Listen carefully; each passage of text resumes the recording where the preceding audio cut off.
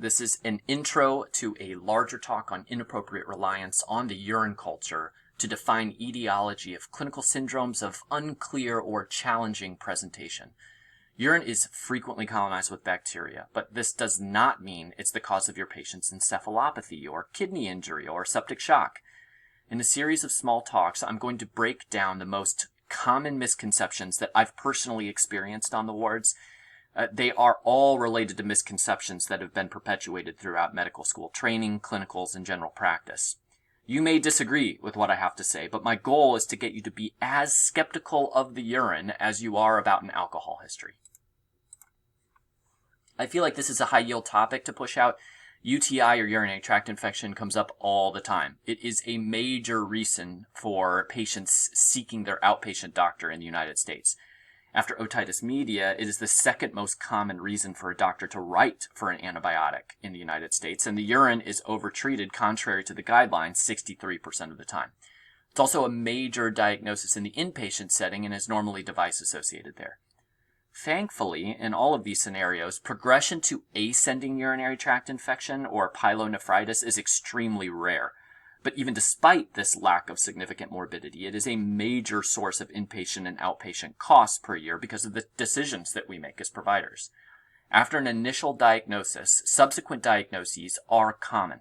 A patient with a history of UTI gets stigmatized moving forward as being at risk for multiple UTIs.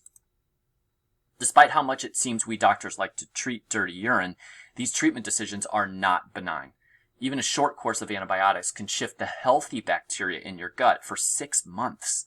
Antibiotics set up an unhealthy microbiome and promote antibiotic resistance. The urinary tract is a unique reservoir in that resistance tends to persist for a long time, and there is no selective pressure against bacteria with multiple resistance mutations. This means you can have a multi-resistant Godzilla-bacter there for life, creating problems when you actually need to treat your bacteria. The urinary system resistance phenotypes also predict resistance elsewhere, and patients coming in with sepsis and shock may have fewer antibiotic options if their urinary tract has been serially treated with antibiotics attempting to achieve sterility. I'm here to tell you that attempting to achieve sterility in the urinary tract is futile and even inconsequential. It's the ID equivalent of pushing a boulder up a hill every day just to do it again the next day. But in this scenario, the boulder gets harder and harder to push. As resistance mutations accumulate, we're forced to use broader and broader antibiotic classes. Broader antibiotics mean they create more collateral damage to the normal gut flora. These shifts in the microbiome have been shown to have numerous non-infectious consequences, from obesity to allergy to diabetes. Antibiotics are also the only type of drug that you can give someone that indirectly affects everyone else around that person. Resistance spreads in close contacts, families, and acquaintances. Despite this evidence, drug prescribers still feel that the benefit of antibiotics still outweigh the risks. It's very hard to ignore positive culture. I mean, bacteria are bad, right? We have to kill them all, right? So they must need treatment. Even when we realize that we may not want to do that, ambiguous situations and the fear of causing harm to a patient or missing a diagnosis creates a lot of anxiety. This anxiety is compounded by external pressures from patients who expect antibiotics, or practice cultures that encourage treatment, or just the ease of saying that you're doing something in your notes for a patient that got admitted to your service.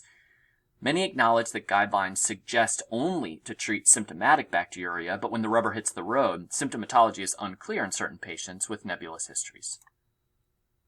It's important to start out by defining terms then. For our purposes, a urinary tract infection, or UTI, is going to be a positive urine culture with evidence of inflammation on urinalysis with the presence of symptoms attributable to the urinary tract. This should be contrasted with asymptomatic bacteria, which is a positive urine culture with evidence of inflammation on urinalysis without a symptom attributable to the urinary tract. This symptomatic distinction is of utmost importance because it predicts response to antibiotics. Our goal with antibiotics is to address symptoms, not bacteriuria. Too often we focus on the latter, and this obsession with any positive culture reflexively equating to an antibiotic script leads to a lot of the myths around urinary tract infection that have been perpetuated throughout medical training. Throughout a series of small 10 to 15 minute talks, I'm going to be addressing the 9 false mantras about urine that we learn in medical school. The urine is sterile.